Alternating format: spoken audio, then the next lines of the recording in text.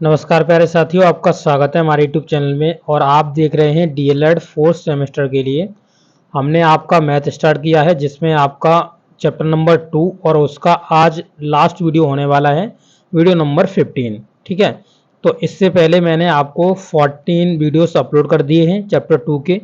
और इस जो चैप्टर का नाम है वो आप देख सकते हो, वर्ग, वर्गमूल और घन घनमूल्य। तो इसके एक्सरसाइज के क्वेश्चंस मैं करा रहा था। तो पहले मैंने आपके 5 क्वेश्चन तक कंप्लीट करा दिए हैं, वो विकल्पी क्वेश्चंस जो मैं आपको करा रहा था।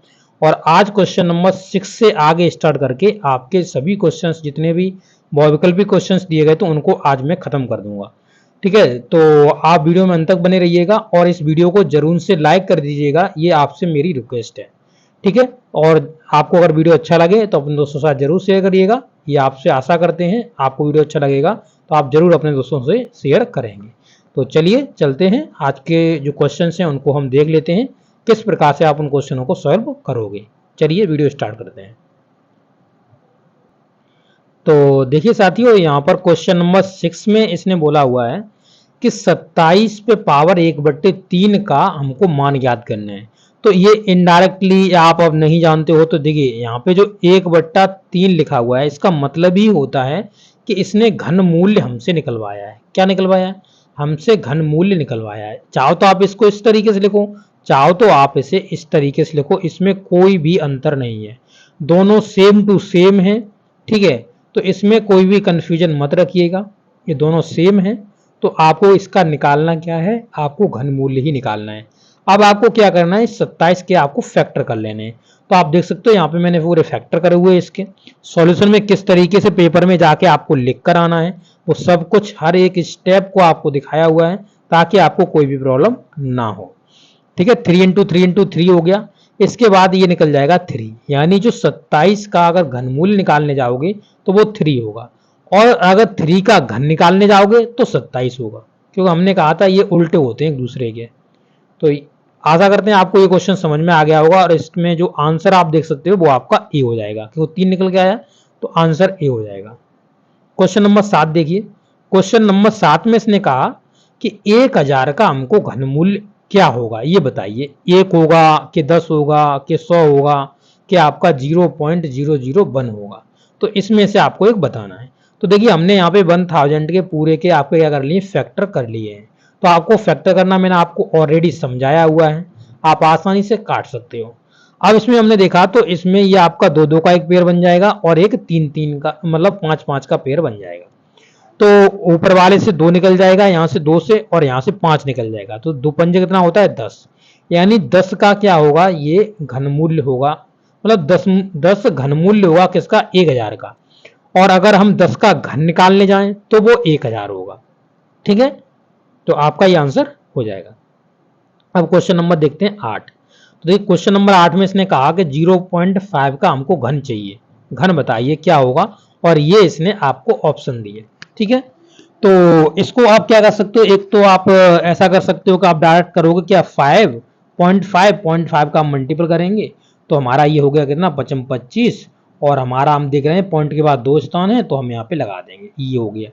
एक तो आप ये करोगे, उसके बाद क्या करोगे, आप इसमें भी आप करोगे कितने का, 0.5 का आप मल्टीपल करोगे। ठीक है, 0.5 का मल्टीपल करोगे, और मल्टीपल करने के बाद आप इसे करो 55 25, 5 दूनी 10 और 2 12। इसके बाद आप देखोगे कि ये पॉइंट के बाद 3 स्थान होगा, तो पॉइंट के बाद लगा दोगे, तो इस तरीके से आपका एक निकल जाएगा। क्या निकल जाएगा? ये घन निकल जाएगा। या फिर आप क्या करेंगे, आप एक स्मार्ट वर्क कर सकते हैं इसके लिए। तो आप इसको पॉइंट डाल लीजिए, जैसे इस तरीके से। देखिए, हमने सबके पॉइंट डाले हुए हैं, तो नीचे 10 10 10 10 बन जाएगा। तो ऊपर आप जानते हो 5 5 5 का अगर मल्टीपल करोगे, 55 25 25 पंजे 125, तो 125 ऊपर हो जाएगा।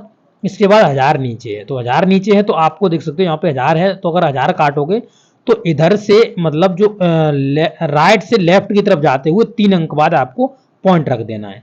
तो आप देख सकते हो ये आपके पास 125 है, 1 2 3, और यहाँ पे पॉइंट रख दोगे तो ये आपका आंसर हो जाएगा। इस तरीके से कर लीजिए, चाहे उस तरीके से कर लीजिए, आपकी बात है।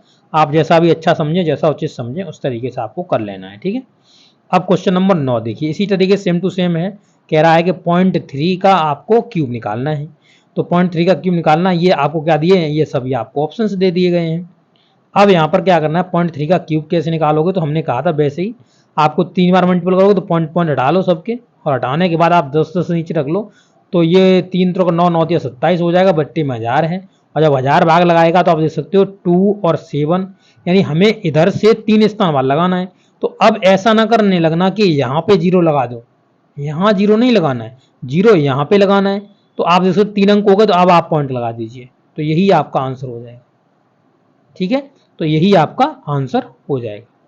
क्वेश्चन नंबर 10 देखिए, तो क्वेश्चन नंबर 10 में इसने बोला हुआ है कि हमको 8 का घनमूल्य आपको निकालना है। तो इस तरीके से सॉल्यूशन में आप रखोगे 8, 8 के यहाँ पे फैक्टर कर लोगे, और फैक्टर करने के बाद आप 2 2 का पेयर बन जाएगा, और 2 2 का पेयर बन जाएगा तो आपका 2 निकल जाएगा, यानी 2 इसका घनमूल्य होगा, यानी ये क्यूब रूट होगा।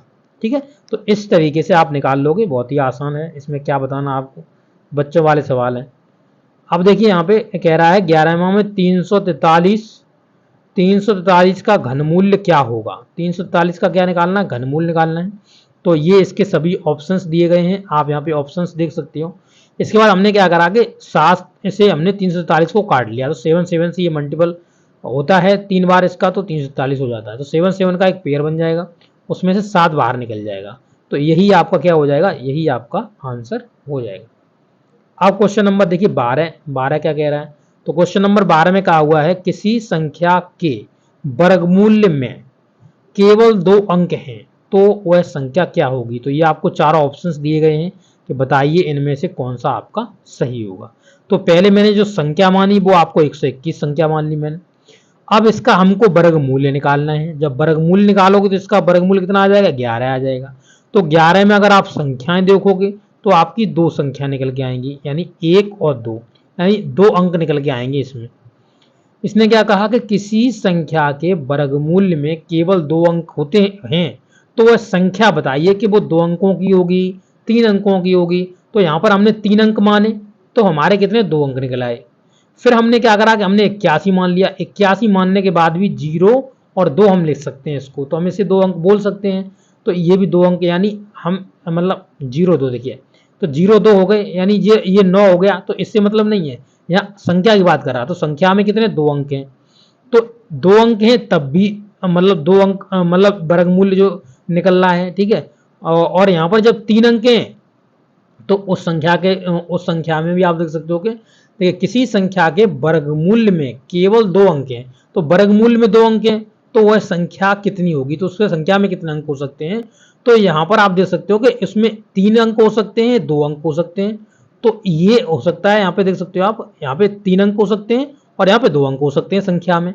संख्या में तो पूछ रहा है कितने अंक हो सकते हैं, संख्या में 2 अंक भी हो सकते हैं और 3 अंक भी हो सकते हैं। तो पहले वाला तो गलत, 1 अंक की बात कर रहा है तो ये तो कट जाएगा।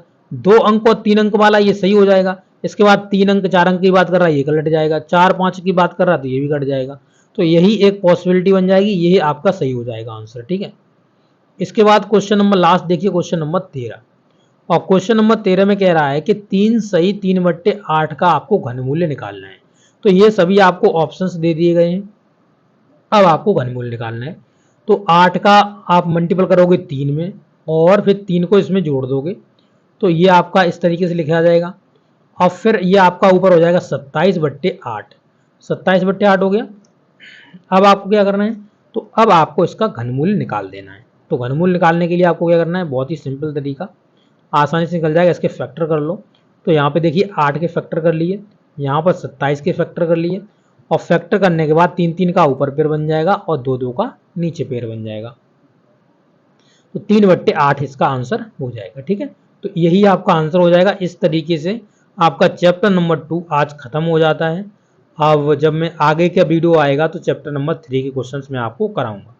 तो आपको ये वीडियो कैसा लगा है, अच्छा लगा तो अपने उसका जरूर शेयर करिएगा। मिलेंगे नेक्स्ट वीडियो में। Okay, thank you.